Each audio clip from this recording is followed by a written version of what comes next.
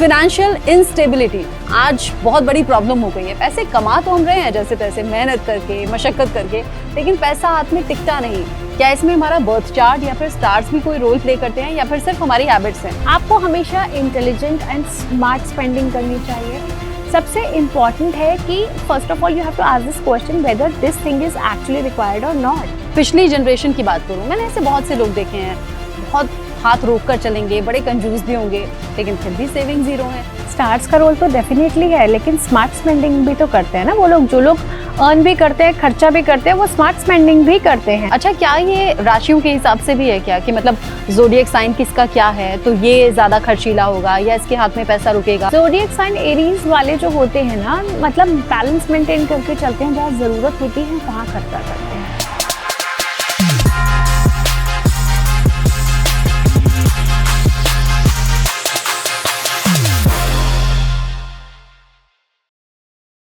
आज का जो टॉपिक है ना, आपको लगेगा आप ही के बारे में बात हो रही है।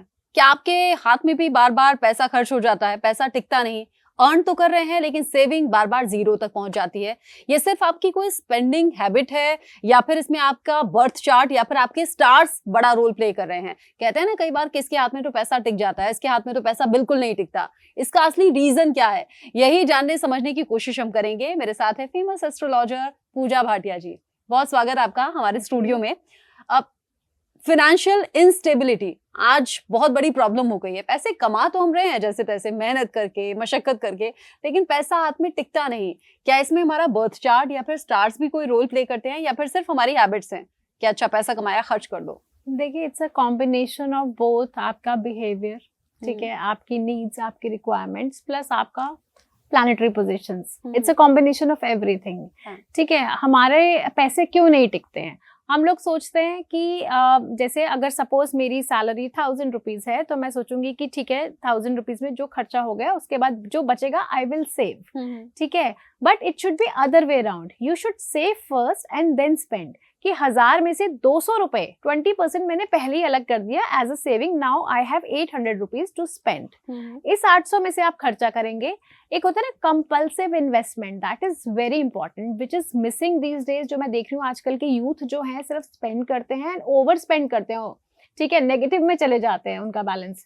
तो ये नहीं होना चाहिए। क्रेडिट कार्ड पे जिंदा है कि चलो नेक्स्ट मंथ पे कर देंगे, नेक्स्ट वो एक विशियस सर्कल बन जाता है जो कभी खत्म ही नहीं होता। आपका क्रेडिट आपका कभी खत्म ही नहीं होगा। ऐसे आपको हमेशा इंटेलिजेंट एंड स्मार्ट स्पेंडिंग करनी चाहिए। सबसे इम्पॉर्टेंट है कि first of all you have to ask this question whether this thing is actually required और नॉट। क्योंकि आप देखो, हम इम्पल्सिव स्पेंडिंग बहुत ज्यादा करते हैं। मूड खराब है तो शॉपिंग चले गए, मूड अच्छा है तो शॉपिंग करने चले गए, right? There is no tracking of expenses. और सोशल मीडिया की दुनिया है, शो ऑफ करना है, हमें ब्रांड्स लेने हैं, बड़े से बड़ा दिखाना है, हमने ये लिया वो लिया। तो आई थिंक एक tracking is very important, journaling is very important, that this is my income and these are my expenses. And एक initially 20% of the income you have to save, otherwise you will end up having nothing in your hand. liquid cash अगर आप सोचोगे नहीं बचेगा आपका। अच्छा, आपने आज की जनरेशन का जिक्र किया कि वो बहुत शो ऑफ में है। मान लिया चलिए ऐसा है, अगर मैं पिछली जनरेशन की बात करूं, मैंने ऐसे बहुत से लोग देखे हैं, बहुत हाथ रोक कर चलेंगे, बड़े कंजूस भी होंगे, लेकिन फिर भी सेविंग जीरो है। कुछ ऐसे भी हैं जो लग्जरी लाइफ जीना पसंद भी करते हैं, अर्न भी कर रहे हैं, खर्च भी कर रहे हैं, लेकिन फिर भी सेविंग हो जाती है। तो इसमें तो हमारे स्टार्स का रोल होगा ना? स्टार्स का रोल तो डेफिनेटली है, लेकिन स्मार्ट स्पेंडिंग भी तो करते हैं ना वो लोग। जो लोग अर्न भी करते हैं, खर्चा भी करते हैं, वो स्मार्ट स्पेंडिंग भी करते हैं। वो मतलब आप रेशो बना लो। बिल्कुल बिल्कुल, इतना बचाना है, इतना खर्च करना है। 50%, अगर मैं परसेंटेज की बात करूं, 50% should be on your needs. ठीक है, आपकी इलेक्ट्रिसिटी बिल्स हो गए, आपकी हेल्थ हो गई, आपकी ग्रोसरीज हो गई, 50% on your living. 30% should be on your lifestyle, खाना पीना, घूमना, एंजॉय करना, वो भी जरूरी है हमारी लाइफ में। हम सिर्फ पैसा बचा के नहीं रख सकते हैं, ठीक है ना? And 20% should be your savings. So this should be the percentage. Otherwise क्या होगा, एक्सेसिव स्पेंडिंग होगी, you will and up having nothing. And मैं कहती हूँ अगर लिक्विड कैश नहीं बचता है, क्योंकि प्लानिटरी पोजीशंस भी बहुत इंपॉर्टेंट होती हैं, जिनका चंद्रमा 12वें घर में होता है वो एक्सेसिव स्पेंडिंग करते हैं, जिनका शुक्र 12वें घर में होता है जो पसंद आया ले लिया उठा के, सोचा भी नहीं जिन लोगों ने। तो आप जो है एक अपना ट्रैकर बनाइए और इम्पल्सिव स्पेंडिंग। और एक होता है कि कई लोग ना शो ऑफ के लिए भी स्पेंड करते हैं, they are not able to say no कि भाई पार्टी करनी है आज तो आप ही खिलाओगे मुझे, and I am not able to say no. तो वो एसर्टिवनेस भी बहुत जरूरी है। अच्छा, आपने जो कि जनरेशन का जिक्र किया, मुझे याद पड़ता है कि पहले क्या होता था, पहले लोग सेव करते थे, सेविंग्स करने के बाद वो कुछ चीज खरीदने की सोचते थे। आज क्रेडिट कार्ड भी है, ईएमआई भी है, और मैं देख रही हूँ आज की जनरेशन, उनकी जॉब लगती नहीं कि पहले हाथ में जो लेटेस्ट आईफोन होता है वो आ जाता है, और वो ईएमआईज पर होता है या फिर मम्मी पापा के पैसों पर होता है। तो ये शो ऑफ बहुत बड़ी परेशानी नहीं है, ये सोशल मीडिया के लिए है या अपने सर्कल के लिए है, इसे कहीं साइड में रखना चाहिए। शो ऑफ बहुत बड़ी परेशानी है। आप देखिए जब कोरोना आया था, हम लोगों ने क्या नए कपड़े खरीदे थे या हमने कुछ नए स्मार्टफोन्स खरीदे थे? हम सिर्फ घर पे रहते थे, हाँ। खाना खाते थे अच्छा, और हम मस्त जी रहे थे, हम सब खुश भी थे। हाँ ठीक है, अर्निंग्स का जिनकी डिपेंडेंसी बाहर जाके निकलते उनको जरूर चैलेंजेस आए होंगे, लेकिन उस टाइम पे हमें लगा कि शो ऑफ जरूरी है या हम आईफोन के बिना नहीं जी पाएंगे, या उस टाइम पे हमारी life was very important, healthy food was very important, right? तो हाँ, शो ऑफ उस टाइम हम ढूंढते थे इम्यूनिटी कैसे बढ़ाएं, मैंने काढ़े भी पिए उस टाइम पे। बट अब हम क्या करेंगे, अब हम कोल्ड ड्रिंक्स पियेंगे, अब हम जो ऐसे ड्रिंक्स जो हमारी हेल्थ को इम्पैक्ट करें। तो कंपल्सिव और अननेसेसरी स्पेंडिंग बहुत ज्यादा है, दिस नीड्स टू स्टॉप। अच्छा, क्या ये राशियों के हिसाब से भी है क्या, कि मतलब ज़ोडिएक साइन किसका क्या है तो ये ज्यादा खर्चीला होगा या इसके हाथ में पैसा रुकेगा, या कई बार तो हाथ भी देखते हैं ना, अच्छा इसके हस्तरेखा में ये नहीं है ये है, ऐसा कुछ है राशियों के हिसाब से? राशियों की अगर मैं बात करूं तो सबसे पहले हमारा एरीज ज़ोडिएक साइन होता है। ज़ोडिएक साइन एरीज वाले जो होते हैं ना, मतलब बैलेंस मेंटेन करके चलते हैं, जहाँ जरूरत होती है वहां खर्चा करते हैं। एंड आई वुड सजेस्ट, अगर इनके ऊपर बहुत कर्जा है तो आप जो है बजरंग बाण का पाठ कीजिए, आपके कर्जे खत्म हो जाएंगे, आपकी अर्निंग स्टेबल हो जाएगी। वहीं मैं टॉरेंस की बात करती हूँ, ये वीनस का साइन होता है, तो ये बहुत एक्सेसिव खर्चीले होते हैं। इनको हर चीज ब्रांडेड चाहिए, हर चीज इनको बस शो ऑफ के लिए चाहिए, एंड बहुत ज्यादा कंपल्सिव शॉपिंग करते हैं ये लोग। एंड इनको अगर अपनी सेविंग्स बढ़ानी है तो इनको क्या करना चाहिए, इनको ज्वेलरी आइटम्स में जैसे कि गोल्ड, सिल्वर, डायमंड्स हो गया, इसमें अगर ये थोड़ा सा पोर्शन अपना सैलरी का या अपनी इनकम का करेंगे तो एक तरह से इनका मटेरियल चीजें भी बन जाएंगी और इनकी सेविंग्स भी हो जाएंगी। वही मैं जेमिनीज की बात करूंगी तो जेमिनीज जो होते हैं ना, ये अपने मूड के हिसाब से शॉपिंग करते हैं। मूड बहुत खराब है तो निकल जाएंगे शॉपिंग करने, मूड अच्छा है तो बहुत समझदारी से काम करेंगे, तो वो बैलेंस रहते हैं कहीं ना कहीं। एंड इनको जो है गणपति जी का पाठ जरूर करना चाहिए। अगर इनकी लाइफ में कोई भी ऑब्स्टिकल इनकम रिलेटेड आ रहा है तो गणेश जी की वंदना करें, ओम गण गणपतये नमः, इनको बहुत इससे बेनिफिट मिलेगा। सो वही मैं कैंसेरियंस की बात करूं तो ये बहुत इमोशनल होते हैं, अगर बहुत लो फील करते हैं तो ये खर्चा कर लेते हैं अपने आप के अच्छा मूड करने के लिए। इनको चाहिए कि जितना ज्यादा सिल्वर में इन्वेस्ट करेंगे उनके लिए अच्छा है, सिल्वर की ज्वेलरी पहनेंगे तो भी इनका मूड अपलिफ्ट होएगा और स्टेबिलिटी बनी रहेगी इनकी लाइफ में। वही मैं लियो की बात करती हूँ, लियोस को गोल्ड में इन्वेस्ट करना चाहिए। ये जो है सोच समझ कर इन्वेस्ट करते हैं, कंपल्सिव शॉपिंग या फिर अगर आप बोलो कि अननेसेसरी शॉपिंग ये लोग नहीं करते हैं, ठीक है।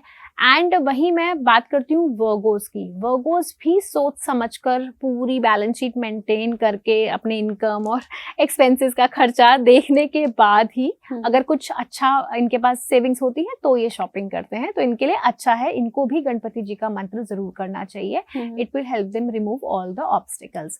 वही मैं लिब्रंस की बात करती हूँ तो अगेन शुक्र की राशि है, वही लाइफस्टाइल इनको तो चाहिए ही चाहिए अच्छा सा।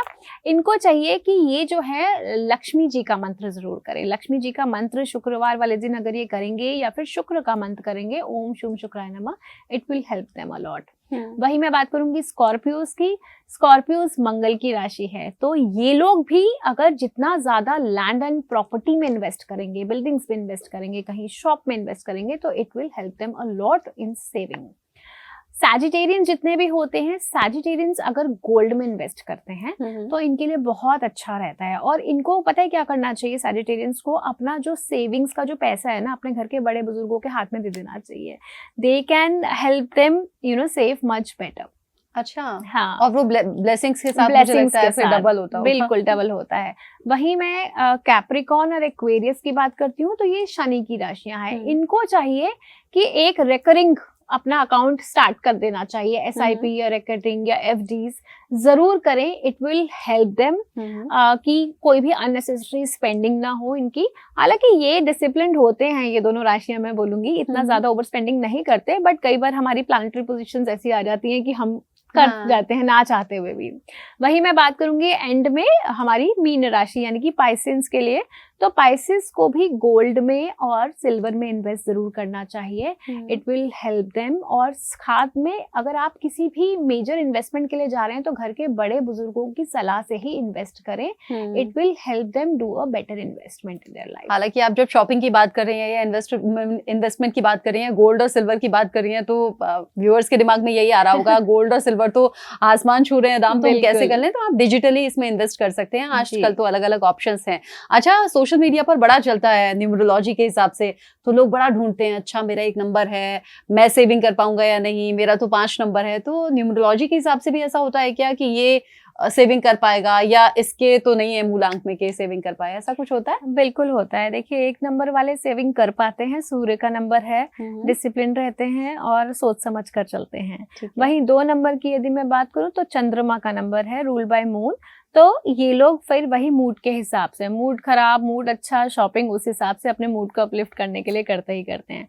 वहीं 3 नंबर जुपिटर, स्मार्टली इन्वेस्ट करते हैं, बहुत सोच समझ कर इन्वेस्ट करते हैं, और मतलब सोच समझ कर अच्छे से pros and cons of every investment whether it's risky और नॉट, वो उस हिसाब से करते हैं। वही 4 नंबर राहु का होता है। ये शार्प माइंडेड बहुत होते हैं, लेकिन कई बार बेवकूफी कर जाते हैं मतलब ओवर स्पेंडिंग कर जाएंगे या कुछ कर जाएंगे, बट वैसे बहुत शार्प माइंडेड होते हैं।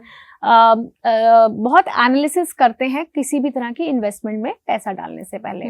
वहीं मैं नंबर 5 लूंगी, जो बुध का नंबर होता है। They also maintain a clear balance, journal अपना मेंटेन करके रखते हैं, क्योंकि बुध का नंबर है। बुध को तो बहुत ज्यादा रहता है कि भैया मैंने कहाँ खर्चा किया और कहाँ मैंने अपना कौन सा मेरा इनकम का सोर्स है, तो वो ये चीज बहुत ज्यादा देखते हैं। वही मैं बात करूंगी 6 नंबर की। 6 नंबर हमारा शुक्र का नंबर होता है, वीनस का। ये सबसे ज्यादा खर्चीले होंगे। आप देखो, इनको सब कुछ ब्रांडेड चाहिए होगा, इनको लगेगा कि भैया ये भी ले लूं तो फर्स्ट क्लास टॉप क्लास चीज लूं, तो इनकी एक्स्ट्रा स्पेंडिंग हमेशा होती ही होती है। वही मैं बात करूंगी 7 नंबर केतु का होता है। ये थोड़े डाउन टू अर्थ होते हैं, इनको मतलब शौक होता है, बट अगर इनका बजट अलाउ नहीं कर रहा है तो वो नहीं करेंगे, तो अपने आप को कंट्रोल कर लेते हैं। वही 8 नंबर भी थोड़े से कंजूस होते हैं। वो मतलब बहुत ज्यादा जरूरत नहीं है तो नहीं शॉपिंग करेंगे, अनलेस अगर उनके पास बहुत पैसा है तो हाँ कर लेंगे, लेकिन जहां उनको लगेगा कि नहीं अब यहाँ पे थोड़ा हाथ टाइट हो रहा है तो वो थम जाएंगे वहां पे। वही 9 नंबर मंगल की बात कर रही हूँ। इनका भी बैलेंस रहता है, चीजें अच्छे से बैलेंस देख कर ही, सोच समझ कर ही स्पेंडिंग करते हैं। छोटी छोटी रेमेडीज हैं, अगर अपना लें जेब में पैसे रुक जाएंगे तो अच्छा ही लगेगा, तो अपना कर देखते हैं।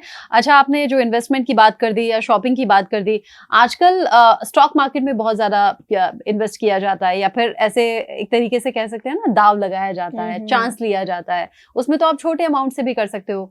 फिर हम ये भी देखते हैं मार्केट क्रैश भी हो जाता है। तो ये सब चीजें माइंड पर या आपकी हेल्थ पर इम्पैक्ट ना डालें, ऐसा कोई रेमेडी है क्या?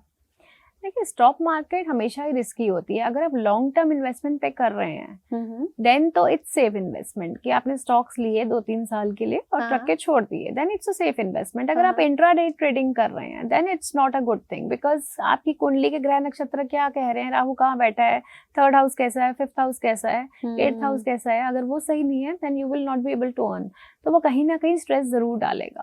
तो स्ट्रेस और एंजाइटी को कम करने के लिए आपको जनरली तो ओम नमः शिवाय की चैंटिंग करनी चाहिए, अट्यून्ड वाटर चार्ज करके पीना चाहिए, और अगर बहुत ज्यादा स्ट्रेस हो रहा है ना तो 1 गिलास पानी का लीजिए, एंड क्या कीजिए, अपने ऊपर से 11 टाइम्स एंटी क्लॉकवाइज वार के माइंड में ये बोलते हुए कि जो भी नेगेटिविटी है मेरे अंदर वो सब निकल जाए, और उस पानी को घर के बाहर फेंक दीजिए। इमीडिएटली रिलीफ मिलेगा आपको स्ट्रेस और एंजाइटी से।